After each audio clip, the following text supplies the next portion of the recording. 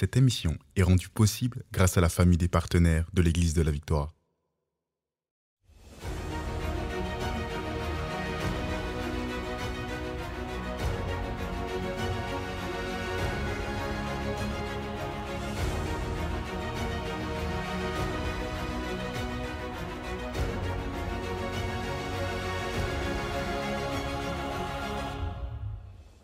Vous savez, dans un temps de conférence comme ça où on pourrait prêcher sur plein de sujets, j'ai dit, Seigneur, dis-moi ce que tu veux que je partage à ton Église.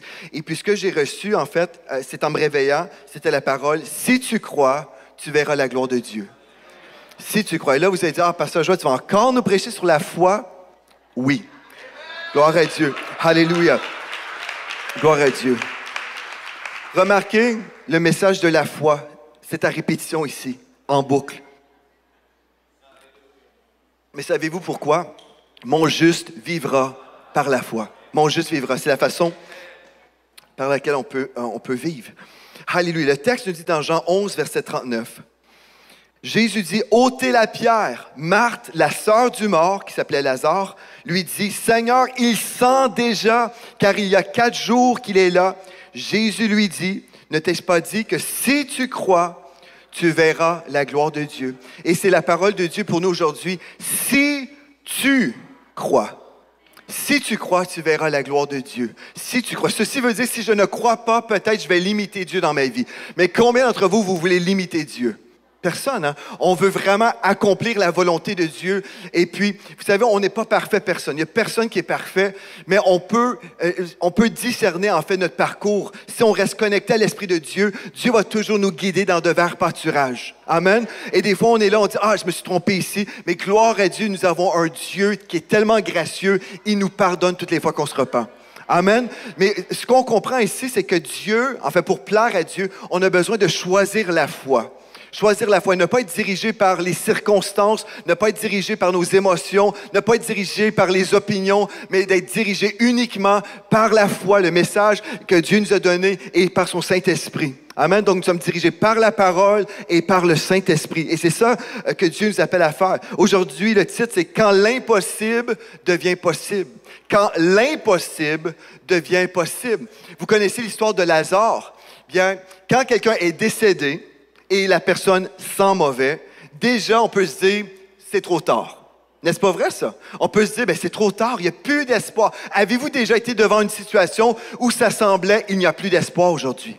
Il n'y a plus d'espoir. Je ne sais pas comment je vais me sortir de telle situation. Mon chien est mort, comme on dit au Québec. C'est comme c'est fini, c'est terminé. Mais, peut-être vous avez déjà vécu ça, mais j'aimerais vous dire que l'impossible devient possible lorsque nous croyons. Le facteur foi change tout.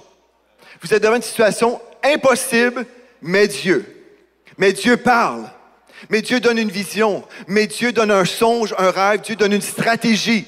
C'est une situation morte, sans espoir, sans issue, mais Dieu. Et dans votre situation, peut-être vous imaginez que Dieu vous a oublié. Peut-être vous avez reçu des paroles prophétiques dans votre vie. Peut-être vous êtes là depuis de nombreuses années et vous dites, moi je croyais que Dieu était pour faire ceci ou cela, ou je croyais que c'était de telle façon que Dieu était pour faire les choses, mais qu'est-ce qui m'arrive? Bien, j'aimerais vous dire aujourd'hui, l'impossible et votre situation impossible devient possible lorsque nous croyons. Alléluia.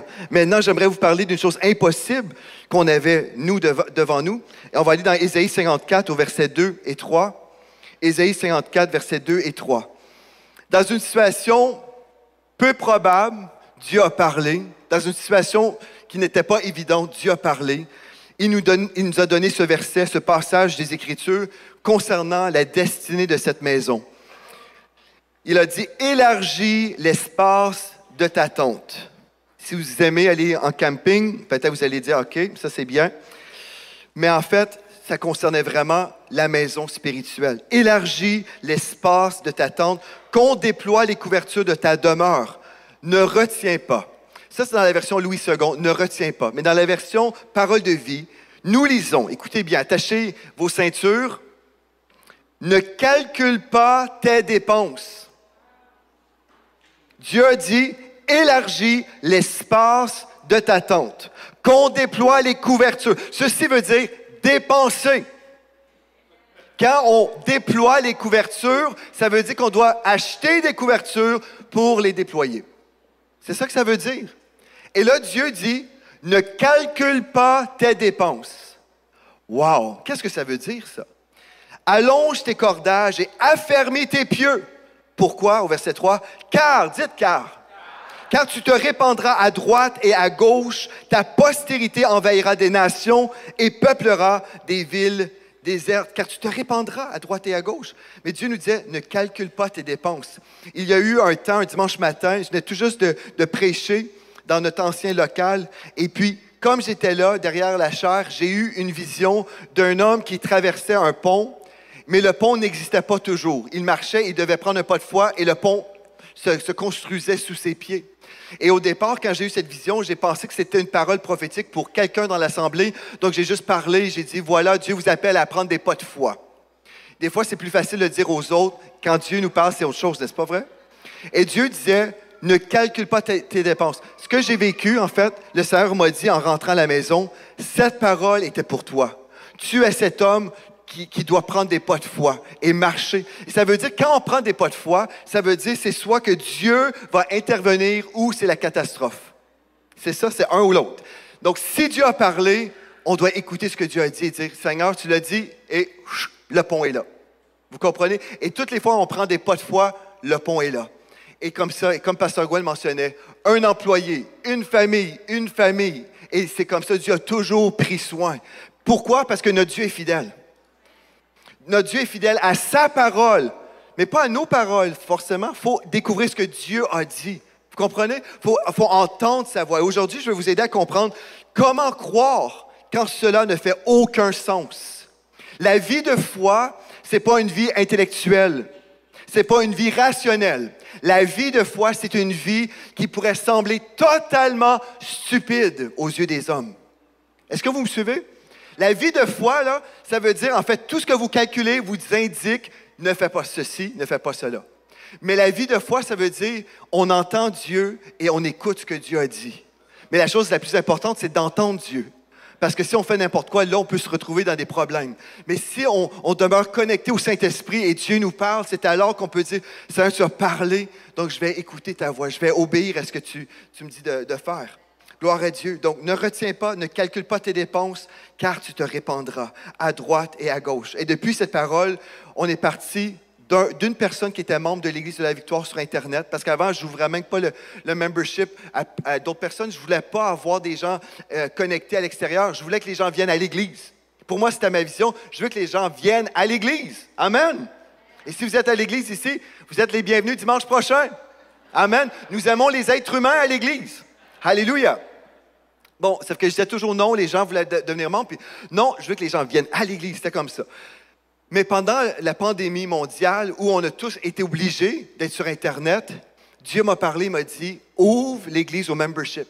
Et ce qui s'est produit, le membership en dehors de l'Église en présentiel, nous sommes passés d'une personne qu'on avait permis pour des raisons, on avait permis à cette personne-là d'être membre à distance, mais on est passé d'une personne à plus de 2000 membres. Alléluia. Gloire à Dieu, on est passé du Canada à 60 nations. Gloire à Dieu.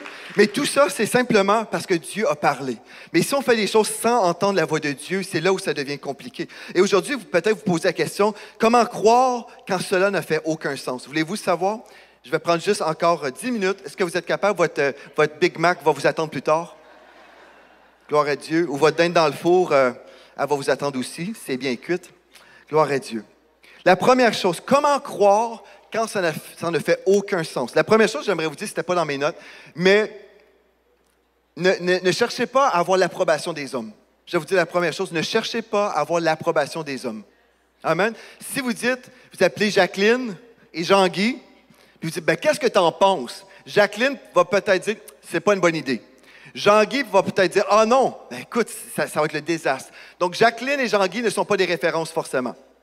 Amen. Parce qu'ils peuvent vous inviter à entrer dans un domaine de l'inquiétude.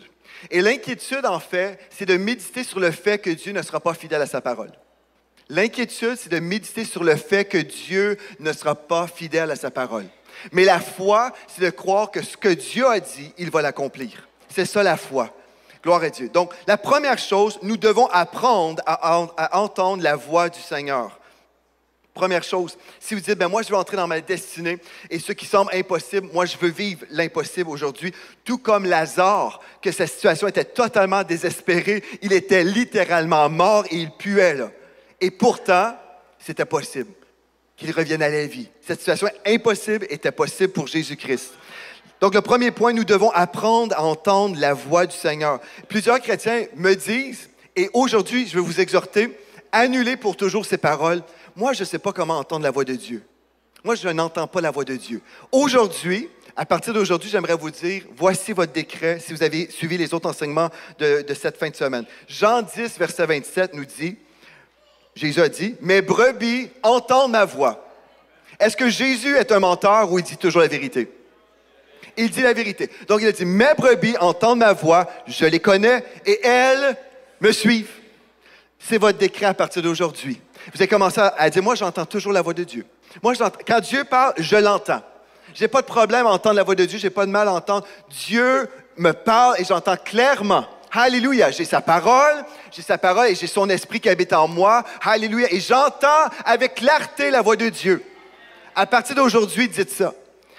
Et vous voulez annuler toutes les fois que vous avez dit, moi, je n'entends pas Dieu. Parce qu'en fait, si vous dites ça, bien, vous êtes en train de vous lier vous-même par vos paroles. Est-ce qu'on peut annuler tout de suite? On va juste le dire. Dans le nom de Jésus, j'annule le mensonge dans ma vie. J'entends la voix de Dieu. Amen. C'est scellé dans l'esprit. Alléluia. Amen. Gloire à Dieu. On entend. La deuxième chose, alléluia, nous devons ensuite apprendre à discerner ses voix. Apprendre à discerner ses voix. Et ce qui est merveilleux, c'est que quand on doit chercher la face de Dieu, ce qui est merveilleux, c'est que quand on fait partie d'une famille spirituelle, bien Dieu met dans notre entourage des personnes, des trésors en fait. Dans Éphésiens 4, on lit le texte que Dieu a donné à son Église des ministres de l'Évangile. Il a fait des dons aux hommes. Et aujourd'hui, je ne pensais pas de le dire, mais je veux honorer Pasteur Gwen Dresser et Magali, son épouse, parce que c'est un couple extraordinaire. Amen. En fait, moi, ce que je trouve vraiment spécial, aujourd'hui, avez-vous remarqué qu'on est habillés pareil? Est-ce qu'on...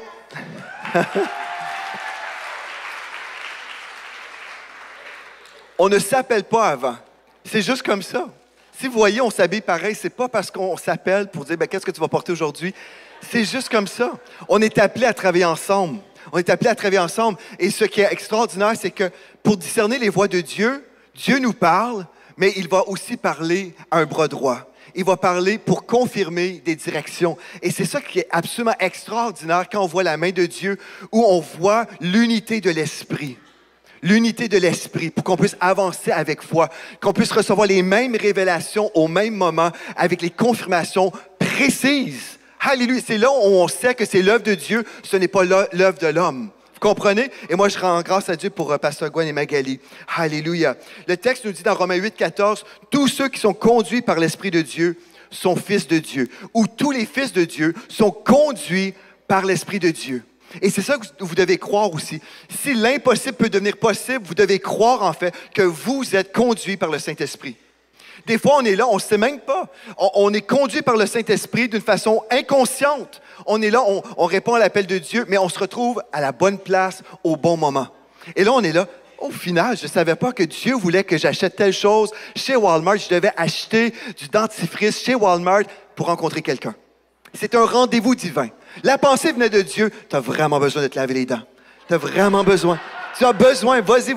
Et là, vous êtes là, vous rencontrez une personne. Je me souviens au tout début de notre mariage, mon épouse Mathilde avait été diagnostiquée avec une maladie incurable. Elle avait pris du poids à ce moment-là. Puis elle venait tout juste d'acheter plein de nouveaux vêtements avant qu'on se marie, pensant, bien là, on veut dépenser beaucoup avant parce qu'après, on va avoir un budget. Donc, elle avait tous ces nouveaux vêtements. Et puis là, ma femme, après avoir été diagnostiquée, puis après avoir pris de la médication qui l'avait fait engraisser, prendre du poids, pour nos amis en France, engraisser, là-bas, c'est les animaux qu'on engraisse. Mais ma femme était devant ses vêtements, puis elle disait toutes sortes de mauvais rapports. Elle était triste. Mais qu'est-ce qui m'arrive? Et là, le Saint-Esprit nous a dit, allez, à l'époque, je pense que c'était est-ce que c'était Woolco? Walmart, bref, ce magasin.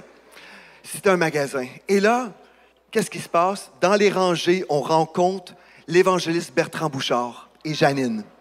Et là, on commence à parler. Et là, Janine raconte comment elle avait été guérie d'une maladie semblable. Et là, le Saint-Esprit était dans le rayon, je pense, de la literie. Je pense que c'était la literie. Peu importe, c'est pas grave. Hein? Vous allez suivre quand même. Mais peu importe, le Saint-Esprit nous avait dirigés là pour entendre une parole de foi. Amen, pour nous encourager. Dieu est bon, Dieu est bon. Le psaume 37, verset 23 nous dit « Les pas de l'homme bon sont dirigés par le Seigneur. » Alléluia. Donc, les pas de l'homme bon sont dirigés par le Seigneur. Des fois, nous sommes conscients d'une direction et autrefois, nous sommes inconscients, mais nous sommes conscients d'être toujours connectés au Saint-Esprit qui nous dirige. Amen. Alléluia. Et je veux juste vous dire une chose très importante. Je vais ouvrir une parenthèse. Si vous dites, ben moi, je veux vraiment être dirigé dans ma vie par le Saint-Esprit, j'ouvre cette parenthèse primordial. Je peux vous dire, je ne pourrais pas faire ce que Dieu m'appelle à faire. On ne pourrait pas faire ce que Dieu nous appelle à faire si on ne priait pas en d'autres langues tous les jours de notre vie. S'il y a un secret, des fois les gens disent, mais comment vous avez réussi? Je vais vous dire, c'est pas compliqué. Il faut prier en d'autres langues. Tous les jours. Il faut prier des fois 1 heure, 2 heures, 3 heures par jour. J'aimerais vous dire, puis je ne vous dis pas ça pour se péter les bretelles, comme on dit au Québec. C'est pas du tout pour se glorifier. Je veux vraiment vous partager la clé, en fait, pour l'audition spirituelle, c'est de passer du temps avec Dieu.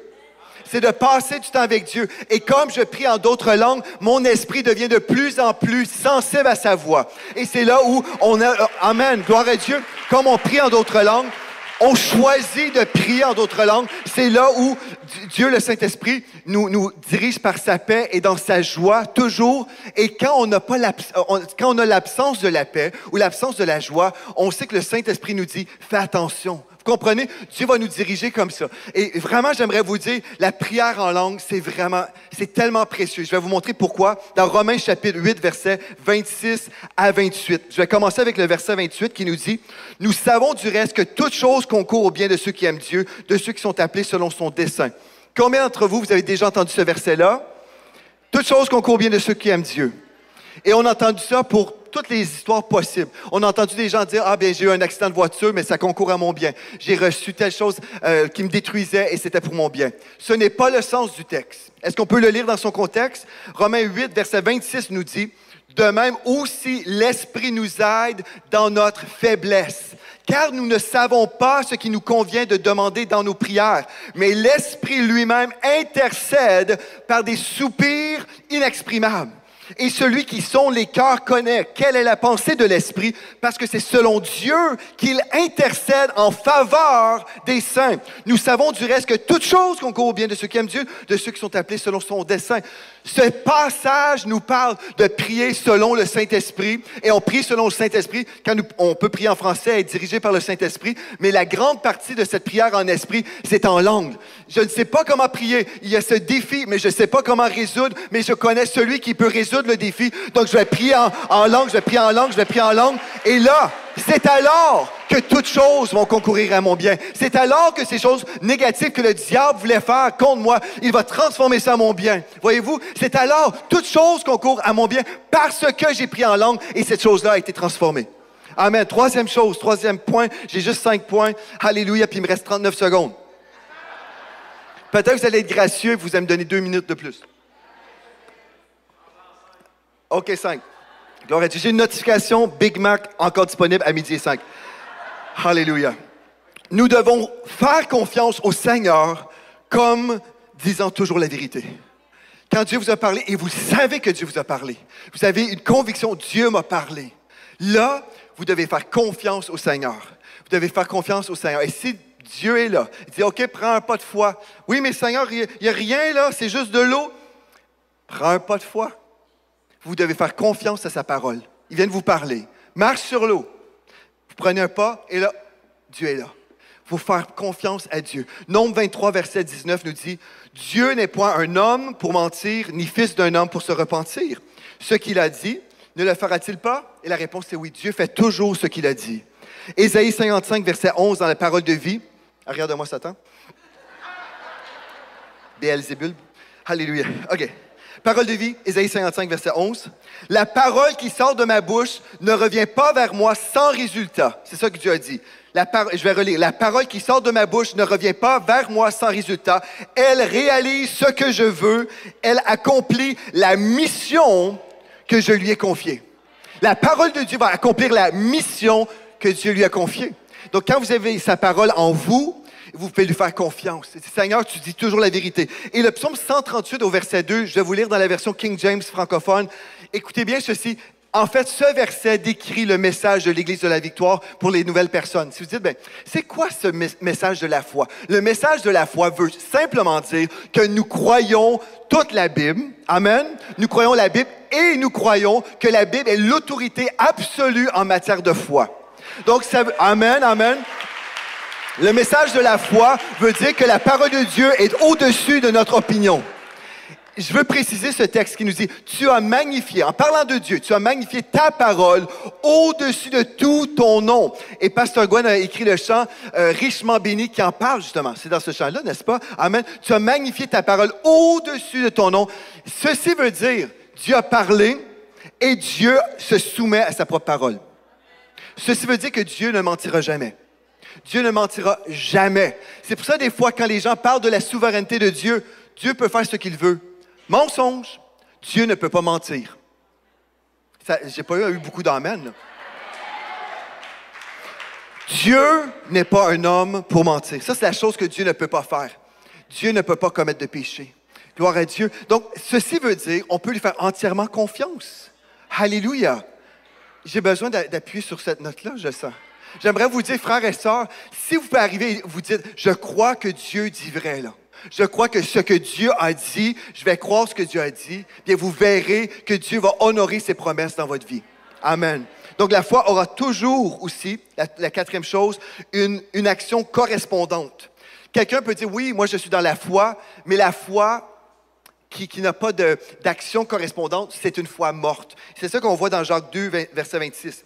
Comme le corps sans âme est mort, de même la foi sans les œuvres est morte. Donc, on peut dire, oui, moi, je crois ceci, je crois cela, mais qu'est-ce que tu fais pour aller dans cette direction-là? Est-ce que tu as emprunté un chemin pour y arriver? Il y a des gens qui disent, moi, je crois dans la guérison. OK, c'est quel verset que tu as pris pour t'appuyer pour la manifestation de la guérison? Et on a vu, je pense, c'est cette semaine. Est-ce que c'est cette semaine? Non, c'est la semaine passée, je pense. Mercredi passé, où il y avait une foule de personnes qui disaient, non, non, non, je n'ai pas de verset. Non, non, non. Et là, on a dit aux gens, puis maintenant, sur le site web églisedelavictoire.com, dans les ressources spirituelles, vous pouvez aller télécharger les versets qui concernent la guérison. On a fait le travail pour vous. Amen? Mais vous allez chercher les versets et vous déclarez la parole de Dieu. Vous déclarez la parole de Dieu. Il y a même une prière de foi pour la guérison. Mais si je n'ai pas un verset, une promesse de Dieu rattachée à ma foi, je ne suis pas dans la foi. Je peux être dans la présomption, je peux m'imaginer toutes sortes de choses. Mais quand j'ai la parole de Dieu à l'appui, puis je dis, il est écrit, tout comme Jésus qui était dans le désert pendant la tentation, il n'a pas dit, peut-être ce serait une bonne idée. Non, il disait, il est écrit, il est écrit, il est écrit. Puis quand on dit, il est écrit, les démons tremblent. Alléluia. Nous devions prendre des pas de foi que Dieu nous demande de prendre. Donc, c'est ça. En fait, la foi a toujours une action correspondante. Et mon dernier point, alléluia. Dites alléluia si vous êtes content. Nous devons croire que l'attente est finie. Nous devons croire, si l'impossible peut devenir possible, nous devons croire que l'attente est terminée. Qu'est-ce que ça veut dire, ça? Oui, mais il faut être patient. Oui, il faut être patient, mais on ne remettra pas la victoire d'hier à demain. Jésus a déjà payé le prix pour vous il y a 2000 ans. Ne dites pas, je vais recevoir plus tard. Dites aujourd'hui. La foi, c'est maintenant. La foi, c'est pas dans 10 ans, c'est pas dans 25 ans. La foi commence aujourd'hui. Puis je dis, Seigneur, tu l'as dit, c'est ça que je crois aujourd'hui. Je crois que tu as parfaitement payé le prix à la croix il y a 2000 ans. Donc, il y a 2000 ans, j'ai été guéri, délivré, loin du Saint-Esprit. Alléluia. Donc, ce que vous devez faire à ce moment-là, c'est vous voir et déclarer le miracle maintenant. Vous avez besoin de voir et déclarer et remercier le Seigneur pour la victoire maintenant. Alléluia. Gloire. Est-ce qu'on peut faire ça? Ça va changer votre vie. Ça va changer votre vie de prière. Si le matin, vous vous réveillez, vous prenez un petit café, et puis vous allez sur votre ballon d'exercice comme je fais, là, et là, vous priez en d'autres langues, et là, vous faites attention quand vous tenez votre café. parce que ça peut être compliqué. Mais vous êtes là et vous priez en d'autres langues. Et là, Dieu commence à vous montrer des choses. Il montre des visions concernant votre avenir. Il vous donne des promesses. Commencez à les parler. Commencez à dire, Seigneur, merci pour cette promesse. Merci pour cette parole prophétique. Merci pour cette vision. Merci pour ta parole qui ne change pas. Même si les circonstances autour de moi semblent dire le contraire, ta parole dit la vérité. Et c'est ça que je crois. Alléluia. Vous êtes bénis par les messages révolutionnaires de l'Église de la Victoire. Prenez part à cette œuvre qui transforme des milliers de foyers en visitant dès aujourd'hui semer.ca. Devenez un partenaire mensuel ou un bâtisseur ou paramétrez vos dons de façon automatique en toute discrétion et sécurité. 100% de ce que vous semez sert à annoncer l'Évangile. Merci de croire avec nous. semer.ca